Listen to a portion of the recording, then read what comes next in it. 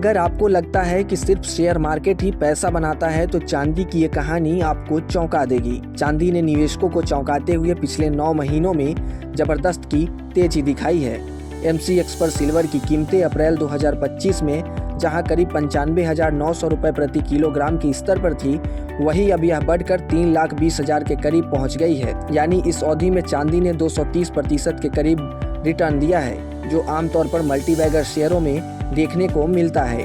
अगर सिर्फ जनवरी महीने की ही बात करें तो चांदी सिर्फ जनवरी में ही 80,000 के करीब रिटर्न दे चुकी है, जिससे यह प्रमुख एसेट क्लास में सबसे बेहतरीन प्रदर्शन करने वाली संपत्ति बन गई है। अब सवाल यह है कि चांदी यहां तक पहुंच तो गई है, लेकिन क्या इसमें अब निवेश किया जा सकता है? क्या चांदी यहां से भी जिस तरह पहले 230% का रिटर्न दे चुकी है वे आगे भी जारी रख सकती है, या इसमें अब मुनाफा वसूली देखी जाएगी? चांदी की तेजी की बात करेंगे, उससे पहले आज सोने और चांदी का रेट जान लेते हैं। आज MCX पर सोने और चांदी दोनों ही धातु में तेजी देखी गई। खबर लिखे जाने तक सोना ने 1,48,199 रुपये प्रति 10 ग्राम का हाई, तो चांदी ने 3,19,949 रुपये प्रति किलोग्राम का हाई बनाया। इसी के साथ सोने और चांदी की कीमतें रिकॉर्ड स्तर पर पहुंच गई। कल भी सोने और चांदी में जोरदार तेजी थी और दोनों धातुओं की कीमतें रिकॉर्ड स्तर पर पहुंच गई थी। आज चांदी ने 3,19,949 रुपये प्रति किलोग्राम का हाई बनाया, जिसके बाद विश्लेषकों को अपने टारगेट तेजी से बढ़ाने पड़े। पहले जिन स्तरों को साल के अंत तक संभव माना जा रहा था, वो बहुत पहले ही हासिल हो गए। उदाहरण के तौर पर पिछले साल चांदी के लिए 1,10,000 रुपये प्रति किलोग्राम का अनुमान लगाया गया था, लेकिन यह स्तर साल के पहले हिस्से में ही पार हो गया और कीमतें 2,50,000 रुपये प्रति किलोग्राम के ऊपर निकल गई। इससे साफ है कि मांग अनुमान से कहीं ज्यादा तेजी से बढ़ रही है। चांदी की सबसे बड़ी खासियत इसकी दोहरी भूमिका है। अब तक चांदी को सिर्फ गहना ही समझा जाता था, लेकिन अब तस्वीर पूरी तरह से बदल गई है।